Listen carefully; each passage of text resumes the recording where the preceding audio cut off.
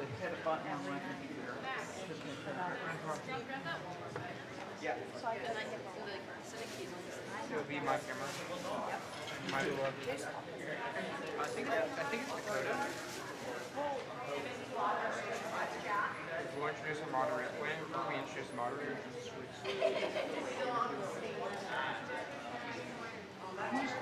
yearning for them to get there. I'm gonna have to stand for the first half. Probably know we're doing. I'm gonna have to stand for the first half. So I'm gonna have to immediately hand over. Well, just the United States, has big. It is. So I can't see the camera when it's like this. I also have to stand. It's not this one here. Gibbons is always in the notes. Yeah. Do I look inquisitive? You can smile.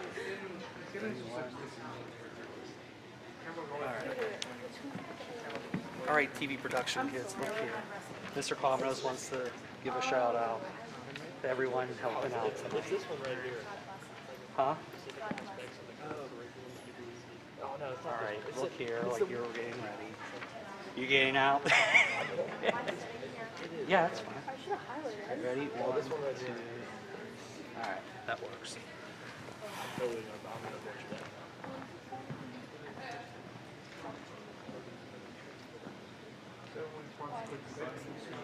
I might have wrote that, but I think I reversed the. Andrew will hear the thing like.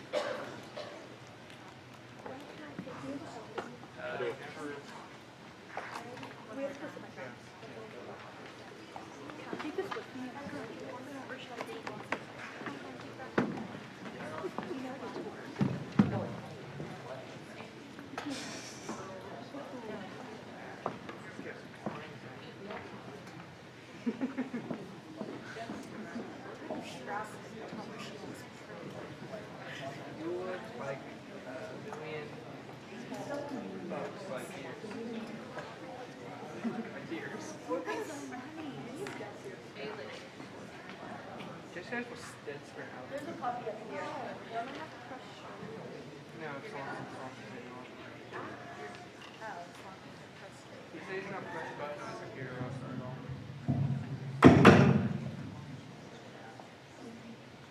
Good evening, and welcome to the 2025 Region 1 School Board Debate. My name is Adia Clever, and I am in 10th grade, American Government Gifted Honors student. At this time, we would like to direct your program. You will see a QR code and Wi-Fi information. If you would like to log on to the Wi-Fi, please select the network named ASD Event.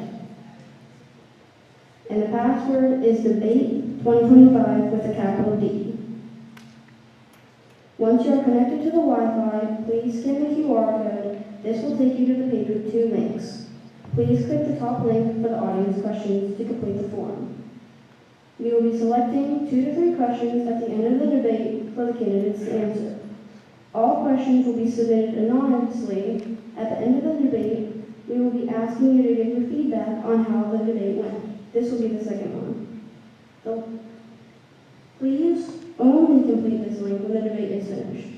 Ms. Clansmith, American Government class, thanks you for your participation. Please take a few minutes right now to submit questions for the candidates. Thank you.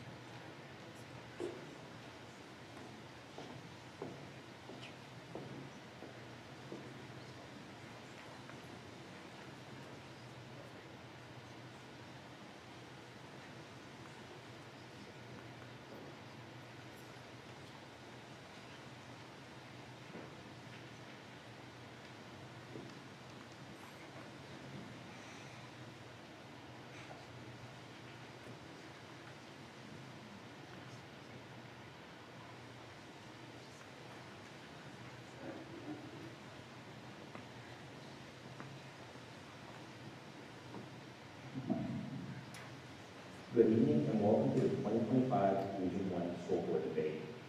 My name is Dakota Taglia, and on behalf of the students in AP, United States Government and Politics class, I'd like to welcome and thank you all for being here tonight. It's amazing to see all of you here to show support and interest in the future of our schools. Throughout the course of this debate, we will be discussing some of the important topics within the Armstrong School District. For the last month, my classes and I have taken time to research and identify the most important topics throughout ASD. Through this research and discussions within the class, we were able to prepare these questions. The purpose of this debate tonight is to give each candidate an equal and fair opportunity to express their visions and goals for ASD. Our moderators tonight are Julia Fabian, Lincoln Simpson, and Anderson Fabian. Our counters tonight are Piper Guthrie and Emily Bouch. I'd also like to thank Jesse Ice, Micah Sopworth, Kiana Cherry, and Antonia Shapiro for being our film crew. Along with myself and my classmates currently enrolled in Mr. Cook's AP United States Government class. We also have students in Mrs. Kingston's 10th grade economics government processing audience questions for the end debate. These students are being led tonight by AP student Piper Portman. Finally, we will hear from our AP student, Aiden Thompson, at the end of the next debate. At this time, I will introduce our candidates. There are two candidates on the ballot for Armstrong School District Board of School Directors Region 1. They are Mr. Eric Petrowski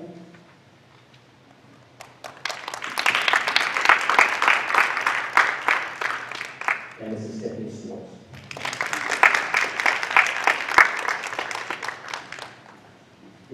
At this time, I would like to introduce Ms. Haley Strasser to briefly explain the rules for tonight's debate.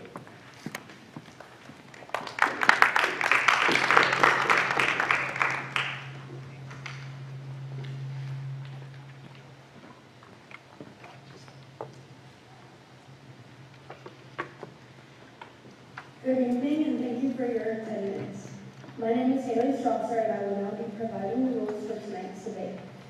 These rules have been established by the AP Government and Politics students and were shared by email with both candidates prior to tonight's debate. The debate will begin with each candidate being invited to provide an opening statement who will follow ballot order. Mr. Petrowski will go first, followed by Ms. Schwartz. Each candidate will have 2 minutes. There will be no rebuttal time allowed for opening statements. A light has been placed on the floor in front of the stage. When a question is asked, the light will be white. When there are 20 seconds remaining in the time allotted for an answer, the light will turn blue. When the time has expired, the light will turn red. Candidates must adhere to this time limit. Following the opening statements, questions will go as follows. The questions will be asked independently to each candidate, with the other being provided time for a rebuttal.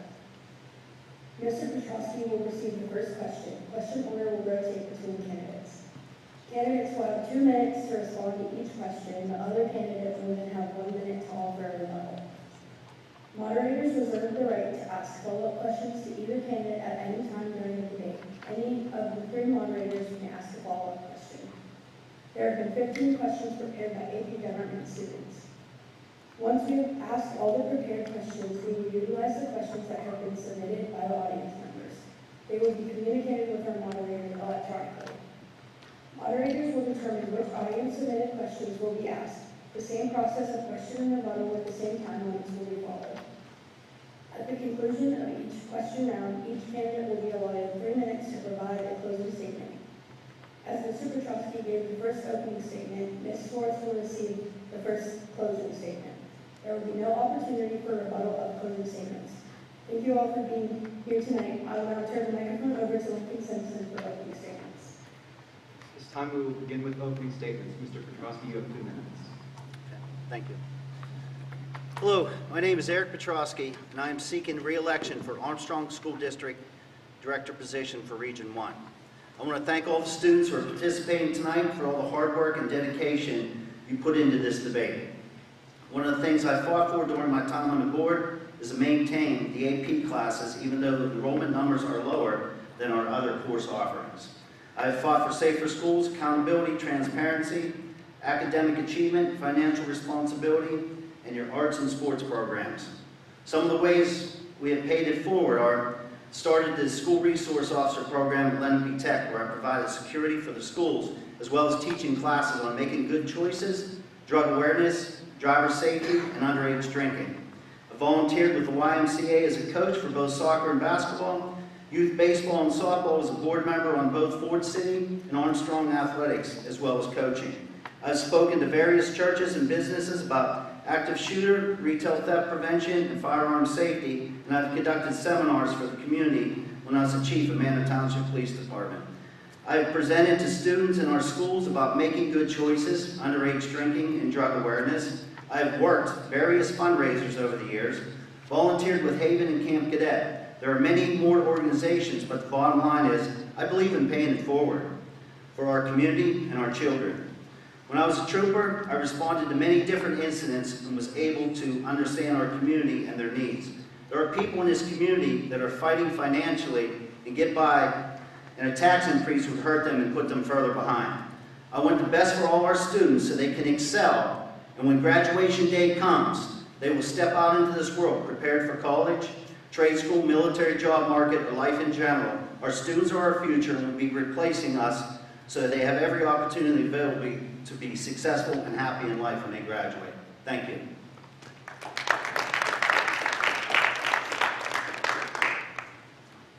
Mrs. Swartz, you have 2 minutes. Thank you.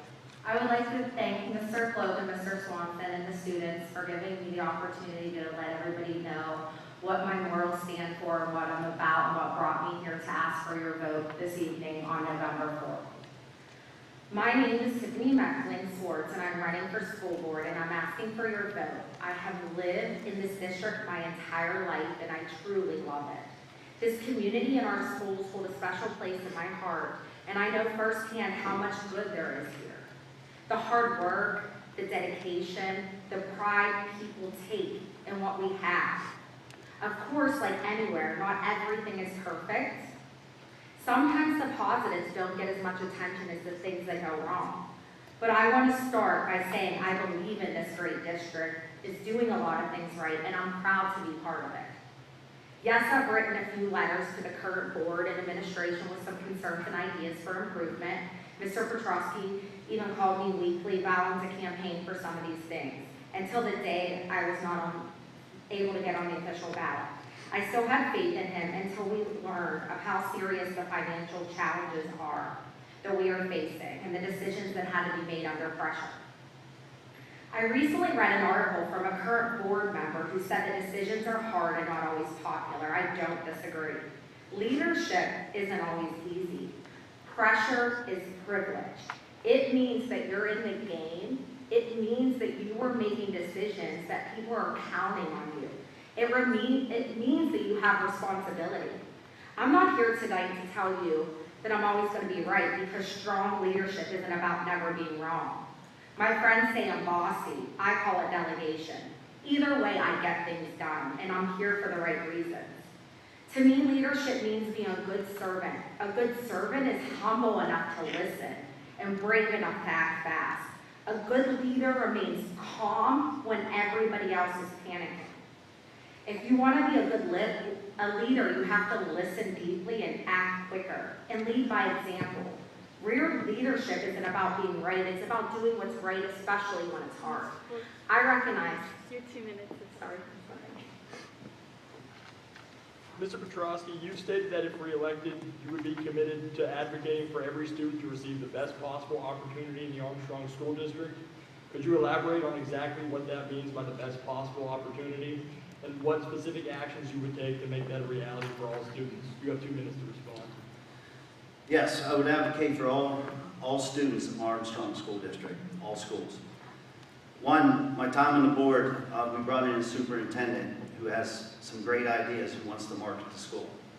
He wants to market the school as the center of Armstrong County and bring up our academics, bring up our sports programs, and everything within a reasonable amount without us raising taxes to market our schools so people will come in from out of the area. That is our plan moving forward. We spent countless hours interviewing and researching superintendent candidates. That's one of the things I hang my hat on, is we brought him in to move this district forward. Every child deserves a quality education. Every child, not just the athletes, not just the kids that have money. Every child in this district deserves a great education, and that's what we bring to the board. Mrs. Schwartz, your rebuttal, you have 1 minute. So my question is, how cutting programs in teachers and making bigger class sizes, how is that giving our students the best opportunity to succeed? Because the bottom line, the oxygen metric, and the one thing that we should care about here is the number of enrollment. Because at the end of the day, that is what we need to keep, and how is that going to keep people here when we're cutting teachers and cutting programs? Mrs. Schwartz, you've stated that you're committed to ensuring the wise and transparent spending of every tax dollar. Could you explain exactly what wise spending means to you and how your approach would differ from the current board's financial priorities? You have 2 minutes. Absolutely. Whenever you are facing financial difficulty, you have to make every penny count. So just as I had said before, I would have personally tried to work on things that increase enrollment, getting the community involved, getting people wanting to enroll here, and cutting those programs are not what's going to do that. We have a $17.5 million still. 8.5 million of that is not even allotted to anything. So why couldn't we all come together and work on ways to increase enrollment? The cyber program, that's what we need to focus on, getting people to stay here because that's what brings our revenue in. Mr. Petrosky, your rebuttal. You have 1 minute. Okay. As far as the furloughs, we as a board are giving advice from the administration on furloughs. We started out with that contract negotiation. There was 14. We negotiated between administration and the school board without the help of the third party and brought that down to 7. That was a painful decision to make. It was very painful. We are working on cyber costs. That's part of bringing Dr. Jason Perrin in, our superintendent. His idea is to bring cyber back to our schools so those costs are not spending more and more money and taken away from our students. So we are working to better the thing and be fiscally responsible for the school district. Mr. Petrosky, what, in your opinion, are the biggest issues students face in the Armstrong School District? You have 2 minutes to respond. Biggest things we face with Armstrong School District is we're not a wealthy school district financially. There's counties around us that are booming, have bigger schools, more money. We're faced with people going to cyber classes, cyber schools, which that hurts us tremendously with the amount of money that goes away from our students to these schools. We're also faced with decline in enrollment. This county, there's no one fighting for this county to improve. All the counties around us are booming. There's businesses coming in. There's opportunity. There's tax dollars without raising taxes because businesses are employing people and paying those taxes. We don't have that. So we're having a decline in enrollment because people are moving to other counties because they have all that. That's what we need to bring. We need to bring our school back together, give our kids every opportunity, and grow this school so it's the center of Armstrong County. People are going to want to move up and attend our schools because of the quality education they're getting. Mrs. Schwartz, your rebuttal. So that's where it doesn't make sense to me. So if we're trying to give quality education here, how are these cuts giving students quality education? Like he said, the cyber does seem to be the main issue. So whenever he would know more, he's on the board, he's privileged to that. So when kids choose to go to outside cybers, do we have some kind of team or committee that calls and asks reasons why or takes surveys why they're going to outside cyber schools? Is the issue bullying? Is it, do we have the program safe to say? And then what's the follow-up? Do we need to try to take those policies and protocols and make them better so that kids aren't feeling bullied, or whatever the reason may be? Are we asking those important questions why you don't want to stay with us? But I can certainly tell you that cutting programs and cutting teachers is not going to drive anyone to come here. And again, that is our oxygen metric to keep people enrolled here. Ms. Swartz, what qualifications do you have for this position? What do you believe makes you more qualified than your opponent? You have 2 minutes to respond. So the qualifications that I have, I do hold a certification in education. I do have a degree in nursing. I work with pediatrics. I have been a leader in many areas professionally and on boards. I'm president of the basketball boosters. I've actually, the football boosters 4 years ago had $1,000 in their account and having trouble feeding the students. I got involved in the board, and you know, we have a ton of money to do a lot of things because of the leader is somebody that's not afraid to pick up a broom when no one's watching and be involved. I also was a manager and a supervisor in an OB/GYN office for UPMC, so I have a lot of experience in leadership. I also sat on the Armstrong Indians board for many years and actually turned that program around too. So I believe that those qualifications will be good in this, to sit on this board. Mr. Petrowski, your rebuttal, you have 1 minute. Those are nice qualifications to have. Being on the school board is one of the most difficult things I've ever faced. I've been in the streets of Iraq. I've been in homes with hostile people. And the most difficult decisions I've made in life is being on the school board. I've had several leadership classes, both military and police. I've faced adversity. All those make me the better candidate standing up here. I have 4 years under my belt. I've learned so much in those 4 years. It is not easy, a lot of sleepless nights, but every decision I've made has been for the students. And the cuts are horrific and terrible, but sometimes you have to think of the community while you're thinking about the students and being fiscally responsible. Mr. Petrowski, the cost per student differs significantly between Armstrong Junior Senior High School and West Shamokin, roughly $14,697 to $19,364. As enrollment declines, these costs will eventually become unaffordable. In June of this year, you voted against the furloughing of teachers and the cutting of programs. To decrease this cost, would you change your stance on either of these, or would you provide other options? You have 2 minutes. I'm sorry, I did not hear you in the beginning of that question.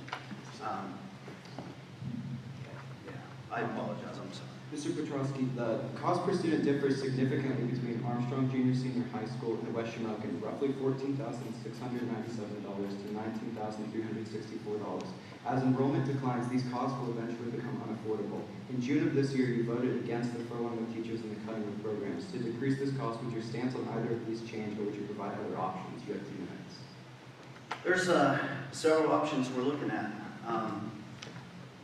We're looking at every possible option to save on finances. Again, I don't want to beat a dead horse. Bringing in Dr. Perrin is one of the best things that happened in this district in a long time. His knowledge, experience, expertise from the different places he's been. He's looking at it from an outsider, but he's also local. He has family back here. He's looking at it from a different viewpoint than we've looked at it before. He's finding our strengths and weaknesses to bring back cyber to our schools, to try to find a way to fighting the raise in healthcare. Healthcare is killing us right now with the budget. It's going up 14, I had the numbers down here, I believe 14%. Bring those numbers, the declining enrollment. Market our school, make our school the center of the county, have people come. That's our goals. I mean, I can't go over them enough. Cyber, declining enrollment, change that around, have enrollment start to spike, go up. We're going to have more money to spend. We're going to be able to keep quality teachers. And we do have several quality teachers within all our schools in this district. None of us on the board want to lose any of those teachers. Again, it is recommendations by central admin when we faced a $3 million deficit with the budget that we had to make these tough decisions. And nobody wanted to make these decisions. We wish we wish we could just keep everything with no changes. But that's unfortunately the way this world works. We're given tough choices, we made them, and we're trying to move forward and excel and change the way we're doing things. Thank you. As a follow-up, you mentioned making the district more marketable and making our school the center of our district. How do you plan on making it more marketable? Well, basically, we're going to reach out, Dr. Parent's going to reach out to real estate agents, make sure they have the current numbers of how our scores and education is working in Armstrong County. There's a lot of misconceptions about Armstrong County. In the U.S. News and World Report published a ranking in schools. I mean, our rankings went up from 24 to 25. We're nationally in the top 17% of this country. That's pretty darn good. We attribute that to great students, great teachers. Pennsylvania high schools, we're in the top 20% in 25. In the Pittsburgh area, we're in the top 24%.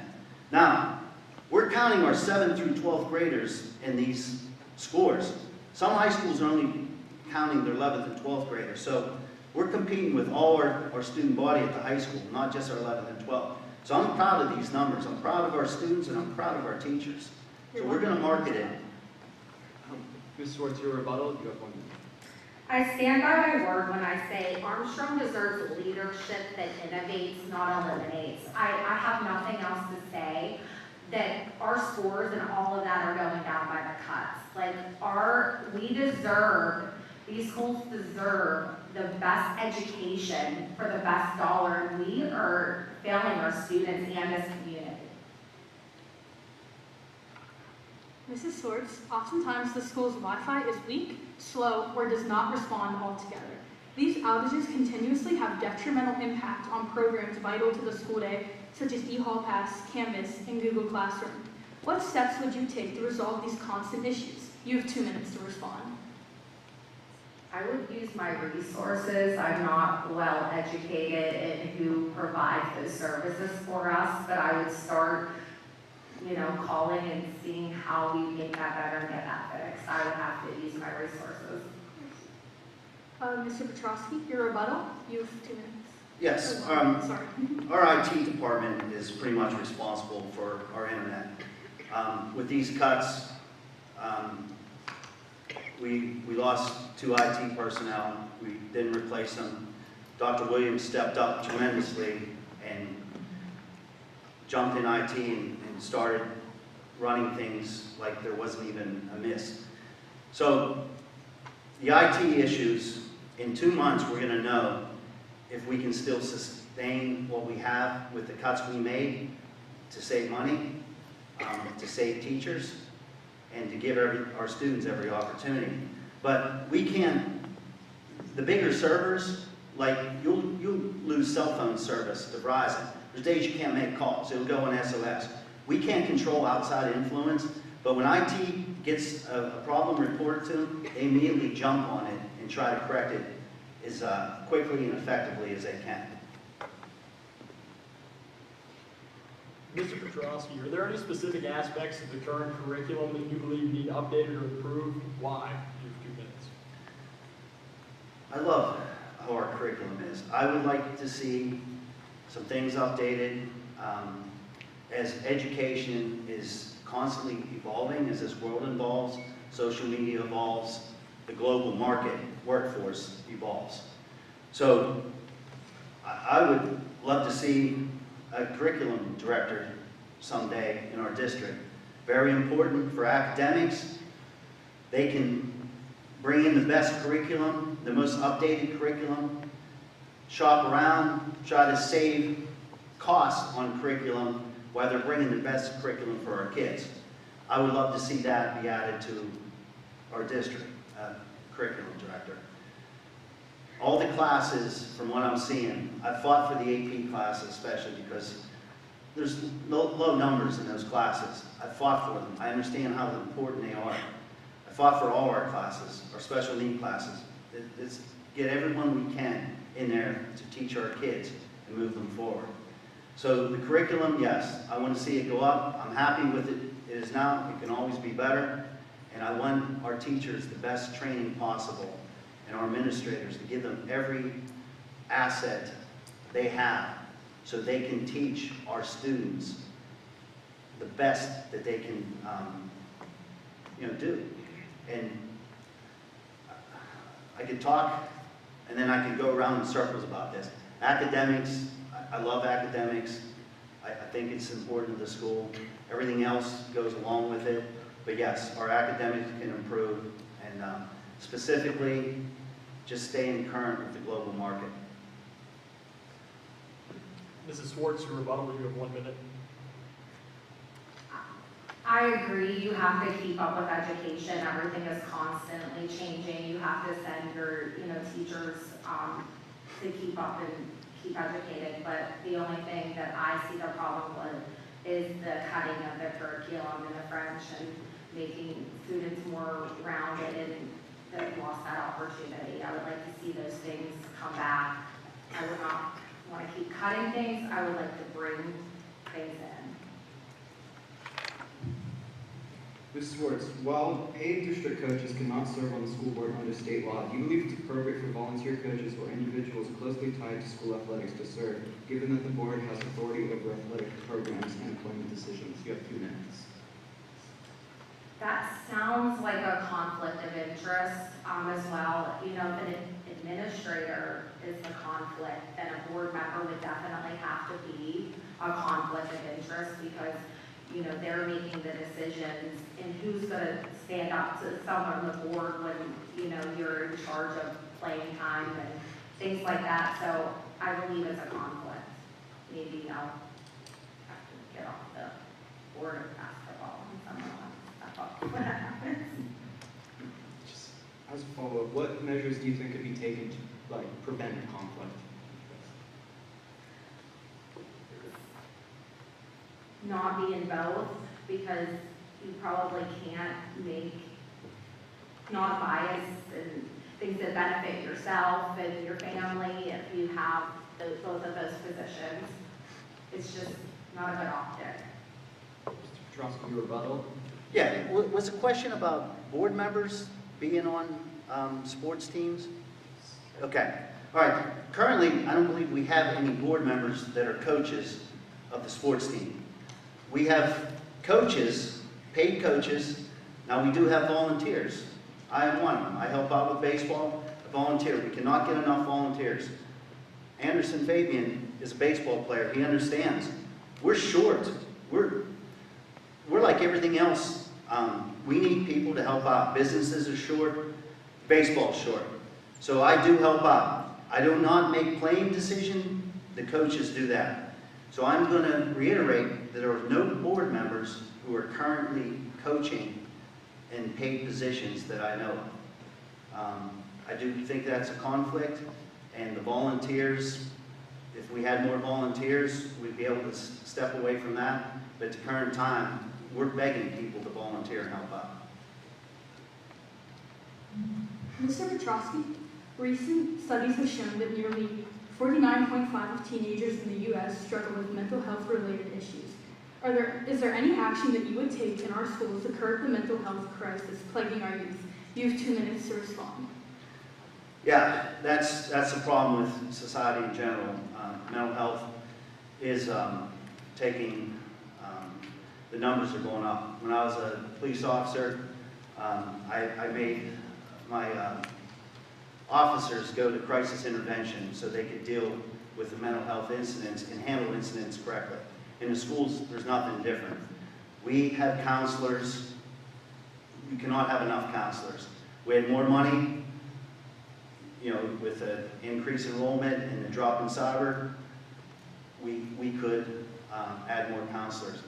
I'm a big advocate for having counselors in there for the mental health issues, and Dr. Williams has been tremendous with bringing counselors in and integrate into our schools. So yes, I think it's very important, and I am a big advocate for that. Mrs. Schwartz, your rebuttal, you have 1 minute.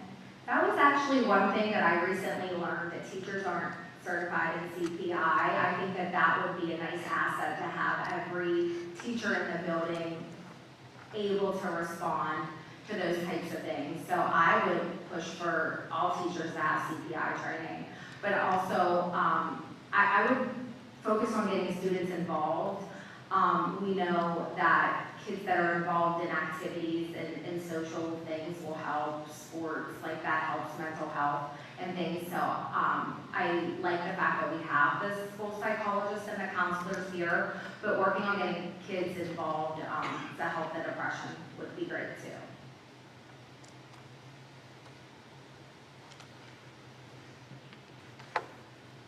Mrs. Schwartz, how would you ensure transparency and open communication with parents and community members when concerns arise? You have 2 minutes to respond.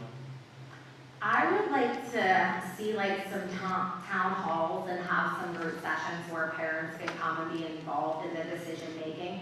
And at least, you know, I want to hear what they have to say.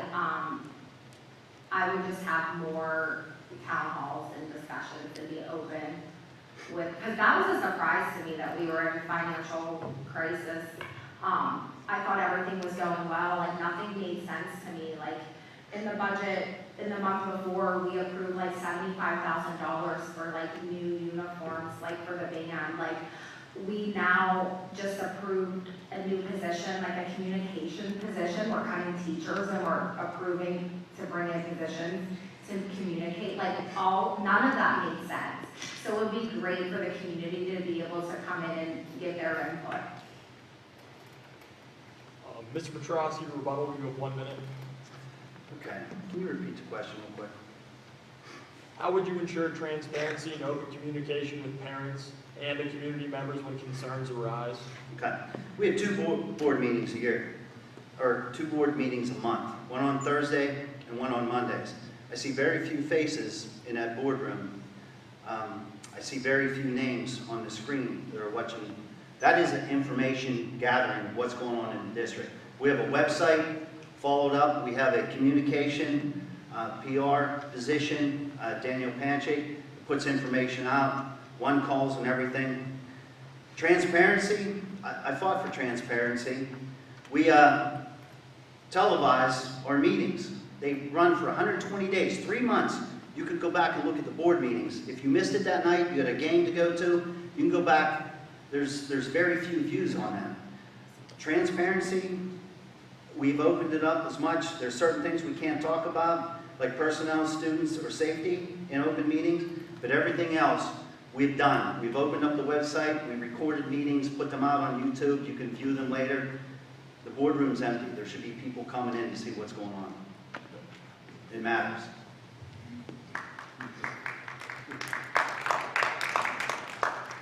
Mr. Petrosky, as of July 1st, the district's general fund was about $24.3 million, with roughly $2.6 million revenue brought in. In August alone, $4.1 million was spent. With the state budget issues still unresolved, how long do you believe the district can maintain operations without taking on debt? And what steps should be taken now to remain financially stable? You have 2 minutes. Okay, well that's a very good question. I'm glad you brought that up because we got beat up about having a high fund balance. When Sam Kirk got here, our fund balance was fairly low. Over the years, he built that fund balance up for emergencies. Right now, we're not getting any money from the state or the government. So we're utilizing that fund balance to pay our bills right now. There's programs, Head Start being cut, government workers out of work. They can't show up, they're not getting paid. We as a district, I can't talk about the budget for the future because the state hasn't closed their budget. But what I can tell you, we are better prepared than most government agencies and most of the school districts around us because we have a higher fund balance to be able to still support ourselves and pay our bills. That's all I have. Mr. Schwartz, your rebuttal. That's where I would have liked them to take in consideration that little fund that we have. I understand that we don't know what's going to go on with legislation, but that little cushion would have given us some time to make good decisions versus the cuts. We did have a little bit of time and a little bit of money there to make that happen.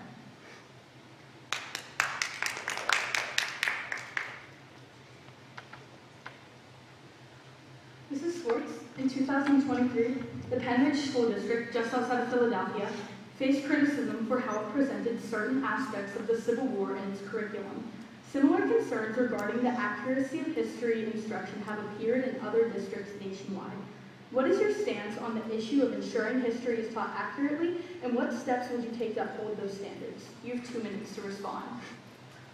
I would fight not to erase the history and educate our students on, what happened.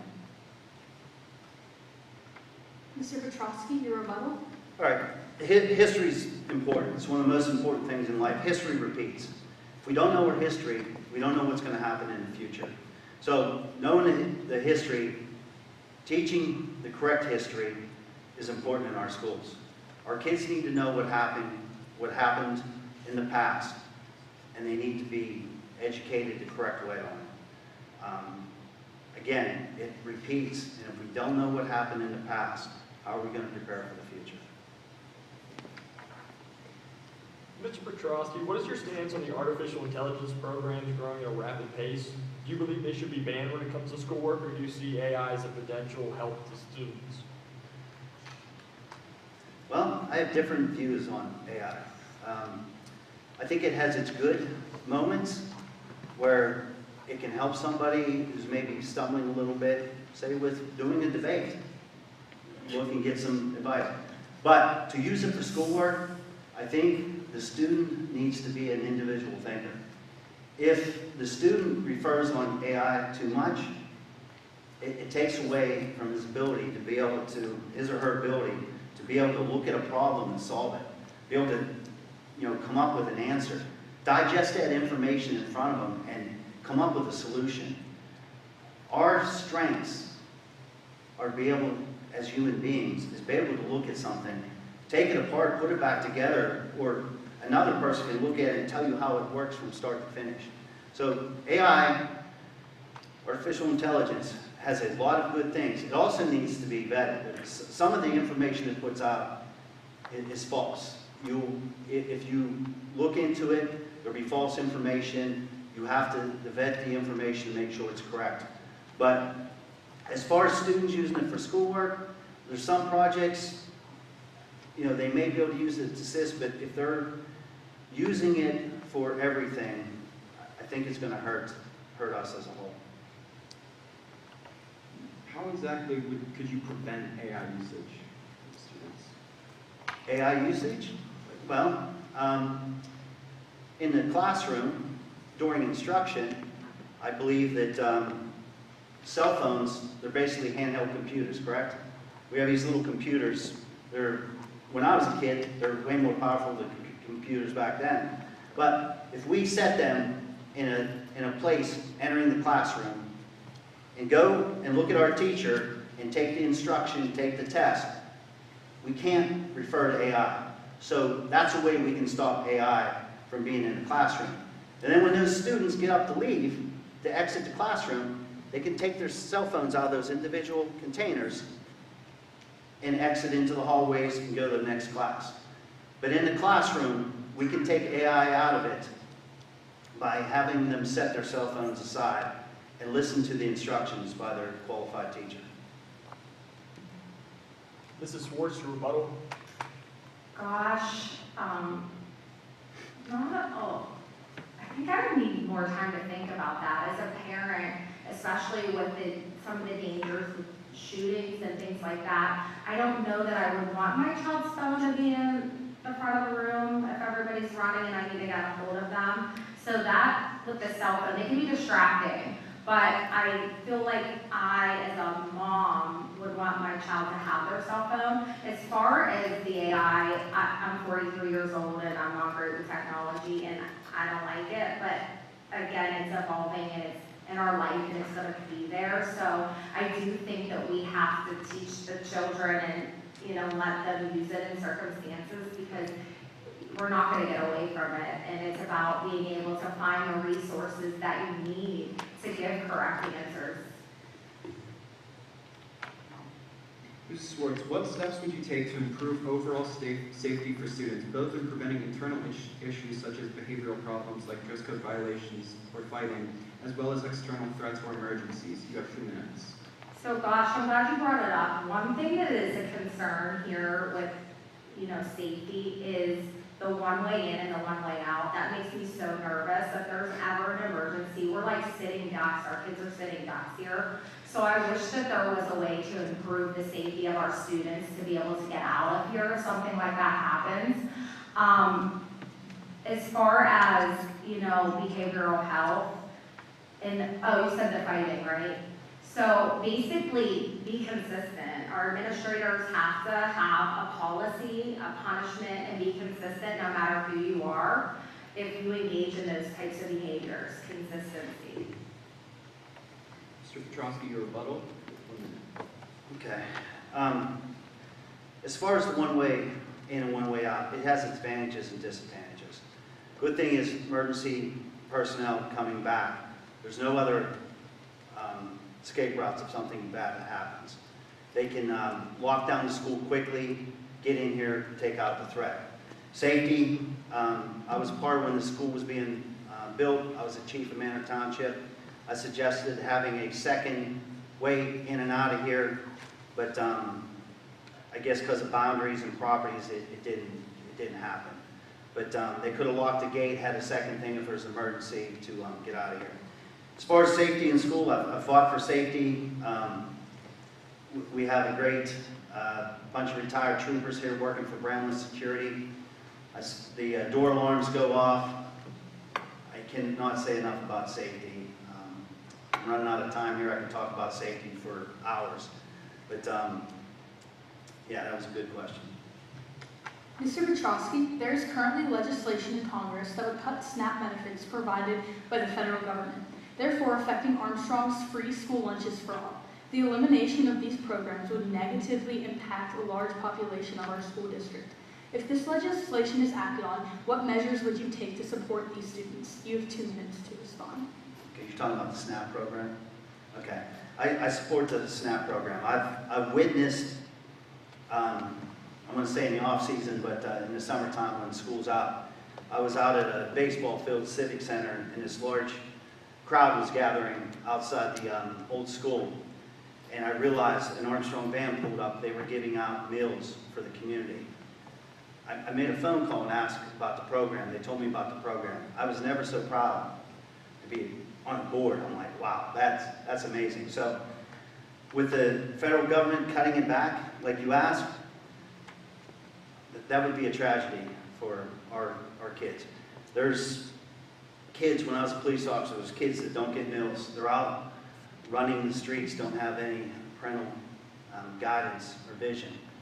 Their parents are away for days. They come in, they face hunger issues, food issues. Our schools are getting them meals. I would go to legislators, senators, anybody I could to get that program back if it was discontinued. I think that was part of the question. And also, again, we have some fund balance money where we can supplement that program till that program is put back in place.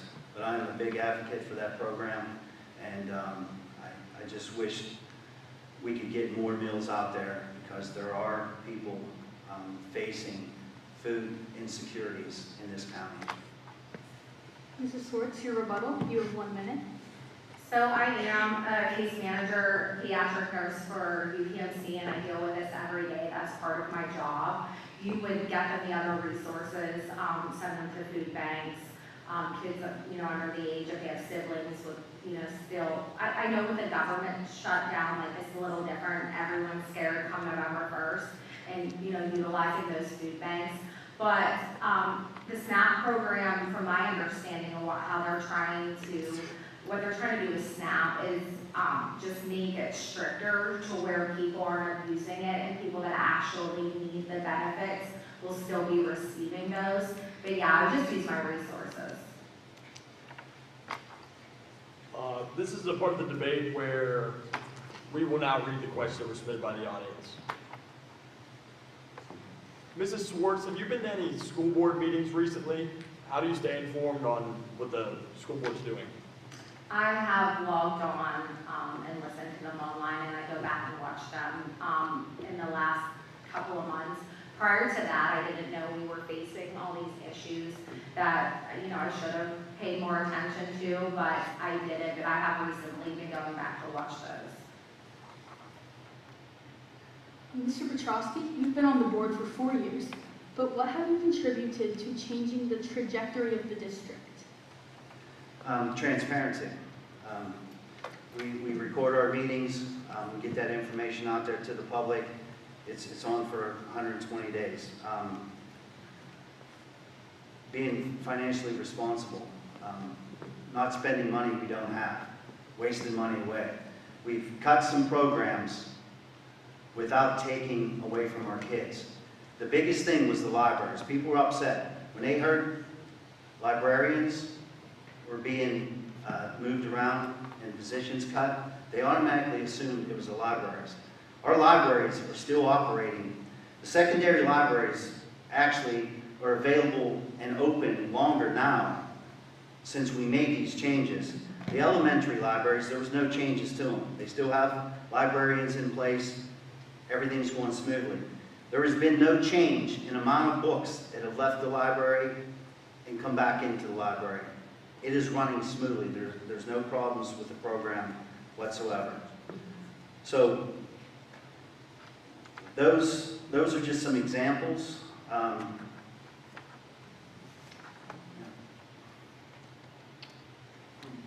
Ms. Swartz, how would you continue to help and promote the college within high school program to give more opportunities for students to get a head start with higher education? I'm sorry, I couldn't hear you.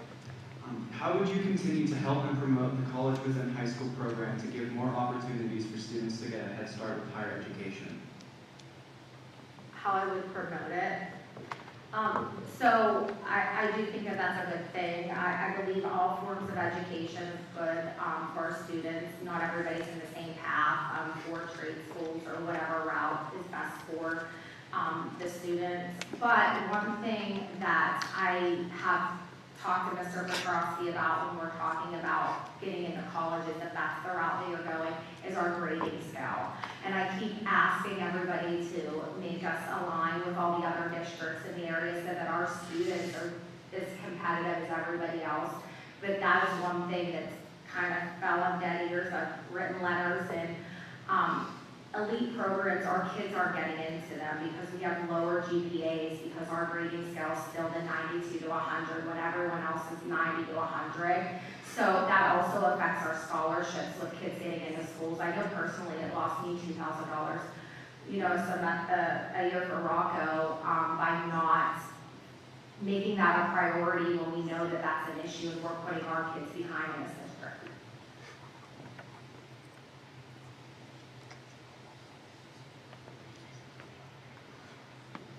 Mr. Petrosky, do you feel we take too many days off from school, which causes early start, late finishes to the school year? And do you believe that school starting at 7:30 is healthy for students? There's different studies on school start times. Some people believe that the younger kids can get up earlier and go to school earlier and perform better than high school kids because as their body changes, as they're going through changes in life, puberty and that, they need more rest. And by having them go later would benefit them as students. So, do we take too many days off? No. The students need a break, families need a break, the teachers need a break. By saying a break, you can do something for so long and you just kind of have to re-motivate yourself. Some kids are not good at getting on a computer and taking a class on the computer in front of their teacher. So that would give them a chance to reset, calm back down, and be able to go back and face another week of classes. So I'm assuming you're talking about the spring break too, with the time off. I think it's needed. There's a couple months of steady school and no breaks. So the 7:30 start time, we could look at that and see what studies have done, what other districts have done and been successful. But that's more information we'd have to take in and digest and research. Because I've read that sending the younger kids to school earlier might be better for performance.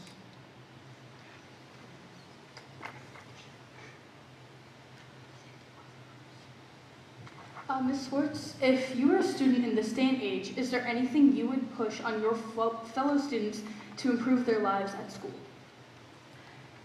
Yes, I am a huge advocate of making students and families want to be involved and be proud, school spirit. I think that is one of the areas we kind of lack here. And I get our administrators do like a great job at trying to keep everything under control and discipline and things like that, and they're focused on that.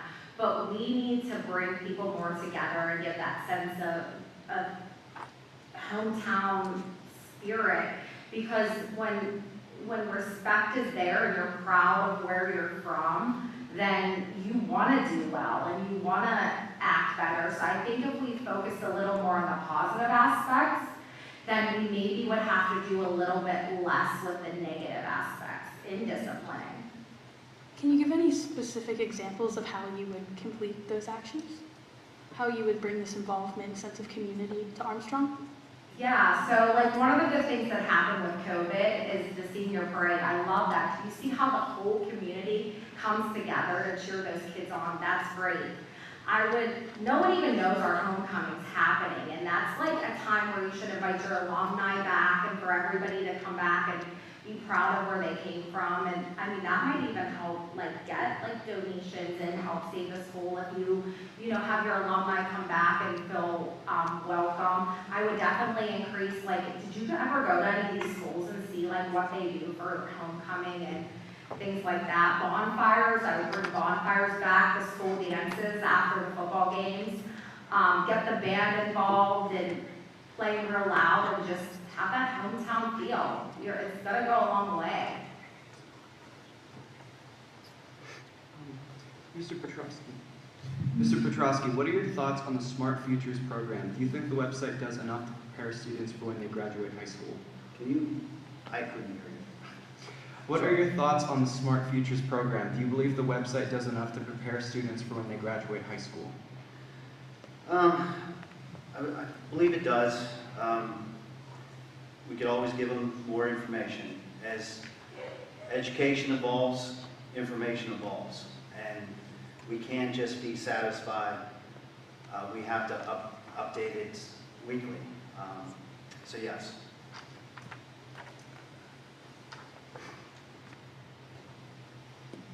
Mrs. Swartz, sorry.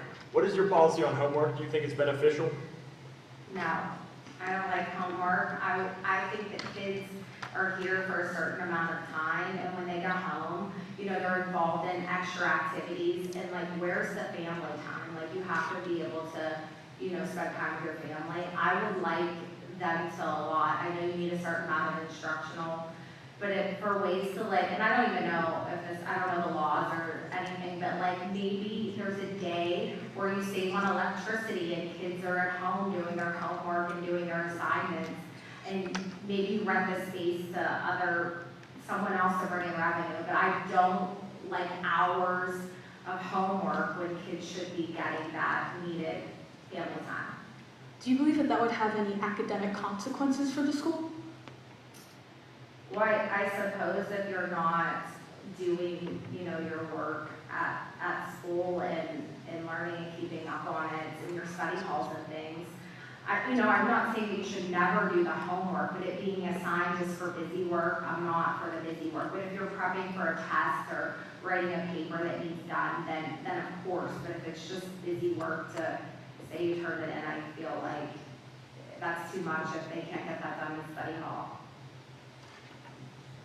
Mr. Petrosky, if elected, what are your main plans and visions for the future of Armstrong School District? Market our school. Tell everybody about it.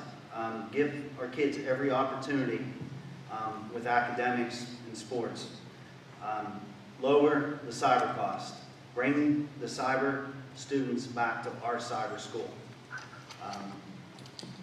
Try to raise the enrollment. Whether we bring kids back from cyber school and they come to the brick and mortar buildings, or they come back to our cyber program, bring them back. That is going to raise our enrollment. Again, market the schools, advertise, put it out there, contact the real estate agencies, tell them how good our school is, so when they put that house up for sale, they can see the school results and how well the school is doing, and they'll want their kids to come to this school. Control the spending. We can't spend out of control. You know, we have community members and stakeholders that are involved that we got to think about too. We got to find everything for our students and give that stuff to our students to push them so they can excel and be better and ready for the world when they graduate. But we can't get reckless and dangerous with our spending. So all that is a tactical balance that we have to consider when we're making these decisions. Could I just ask, you said you wanted to lower the amount of people in cyber. How exactly would you do that? Well, we got a new cyber principal who's going to contact the children who left and see if he can get them to come back. We are changing the way we look at things and trying to reduce the cyber numbers. So whether it's calling them, reaching out to them, bringing them back, we are making an effort. And with our new superintendent, which, you know, I spoke about him a lot here an hour ago, he's worked in many different school districts and has many great ideas. And we're going to utilize his brain that we brought him here for to bring those kids back. That concludes the question and answer portion of tonight's debate. Mrs. Swartz, would you please give your closing remarks? You have 3 minutes. Yes. Vision, values, and call to action in the end. This isn't about numbers, it's about values. We can balance a spreadsheet and still lose balance as a community if we forget what our school stands for. Cutting teachers and programs may patch a budget line, but it tears at the fabric of the district, drives families away, hurts morale, and costs us one thing no fund balance can buy: trust. True sustainability means protecting both our finances and our future. Armstrong deserves leadership that innovates and not eliminates. I respectfully ask voters of Region 1 for your vote. I respectfully ask for your vote so I can help the school board explore alternative solutions and work together with community to protect our student programs and teachers. Let's balance the budget, but let's not unbalance our priorities. Stand with our schools and stand with our students. Make today a deposit, not a debt. Elect me to calculate the future cost of today's decisions. Help me make it make sense. Thank you, and may God bless this county, and may God bless the United States of America.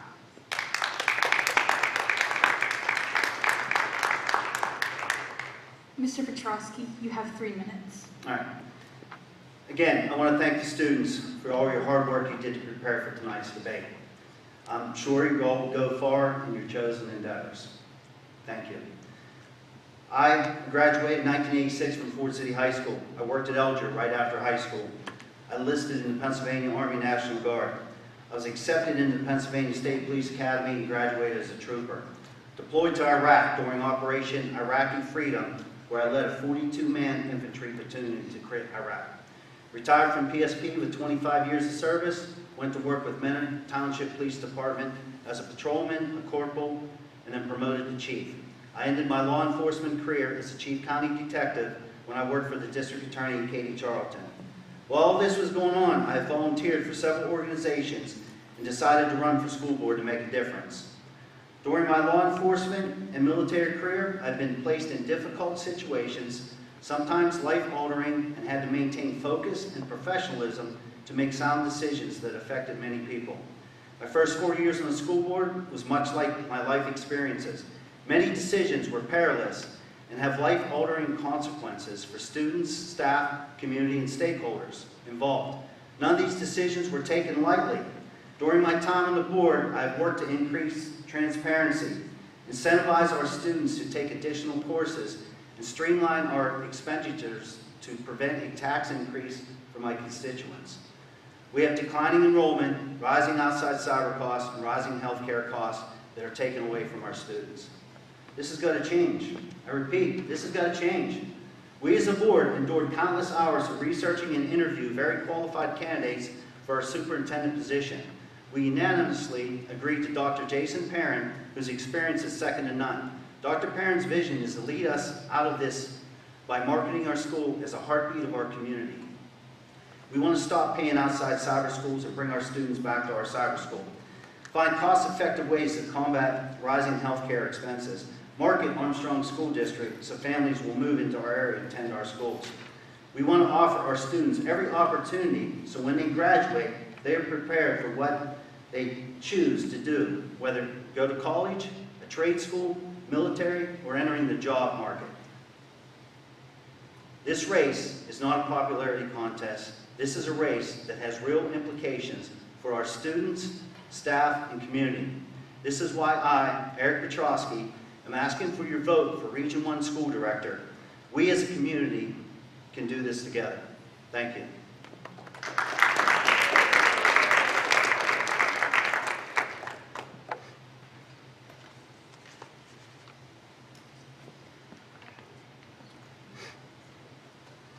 Before this is done, I want to shake you all hands. Thank you very much. Great job.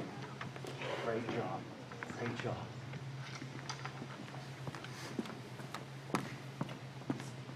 Good evening. My name is A.D. Thompson. On behalf of my AP Government classmates, I would like to express our gratitude to our very own Mr. Eric Petrosky and Ms. Tiffany Swartz for attending tonight. We have spent time and effort to form our very own questions, and we would like to thank each of you for answering them. We would also like to acknowledge all of your efforts to improve Armstrong School District. Strong, dedicated people are essential to carry out the hardest issues of education. Having debates is important as people from different backgrounds get the chance to voice their concerns. The debate is the first step in solving these issues as we gain understanding of different arguments and sides from each one of the candidates. We also see that being a member of the school board is very courageous. It takes a lot of bravery to carry out all of the decision-making related to Armstrong School District. Courage is a great value that all leaders must possess. It is something to be grateful for. On behalf of the AP Government students and our teacher, Mr. Logan, I would like to thank you for your courage. We would like to thank the audience for also being in attendance. Being informed of what's going on is very important for good relationships between the district and the families of the students. American democracy is based on a healthy relationship between the people in power and its everyday citizens. It is how our way of life still holds strong today. It is how our rights are respected and how tyranny would not be respected. The people have the power to decide their representation in their country. The people are important as they have the sole responsibility to decide fit leaders that best suit them. Having these debates with the community allows them to participate in the election process. This is how your voice will be heard. We hope that tonight was very productive and informational for the community and for the candidates. We would like to thank the two candidates for giving your best responses to these questions. Hopefully, this does answer some of the questions for the community to help you decide who is better suited for this position. Once again, I would like to thank everybody for making this debate possible, and we would like to wish you a good night.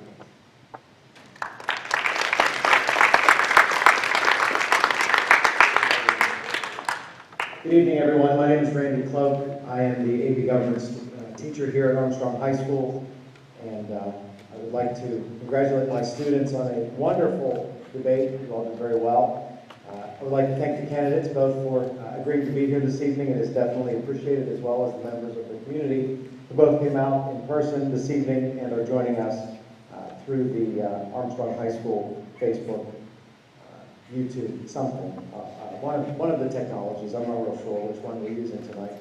I'd also like to thank a couple of my colleagues, Mrs. Klingesmith, the 10th grade Gifted Honors Government teacher. She and her students have assisted. They're the ones running the audience questions with some help from Piper Kornman of my class. I'd also like to thank Mr. Swanson and Ms. Gibbons for bringing the students, the cameras, so that this can be a real-life learning experience for our TV production students. Your time and your commitment is appreciated. Of course, Mr. Vineski up in the sound booth. Without Mr. Vineski and my constant harassment of him for what dates are available in the auditorium, we would not be able to have this. And of course, my dear friend, Mr. Caves, for constructing for us this wonderful light pole, light noodle. It's made out of a pole noodle, so there was some innovation going on, so some STEM action going on in the social studies classroom. But most importantly, ladies and gentlemen, I would like to thank our students. It is truly an honor for me and something I take great pride and great privilege in having the opportunity to work with them each and every day. From my experience, I can assure you that our future is great because our students have a significant amount of potential, and the trust that this community has given to me and my colleagues is truly something we do not take lightly. Thank you again for your time, and please travel safely. If the candidates and all the students involved, please come up for a couple pictures, and then we'll be back with you. Thank you all very much.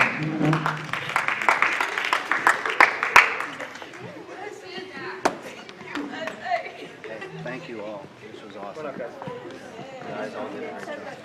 Thank you. You guys get Please also, using the QR code, please submit feedback for the students to take a look at. It's accessible through the QR code on the brochure you received when you came in.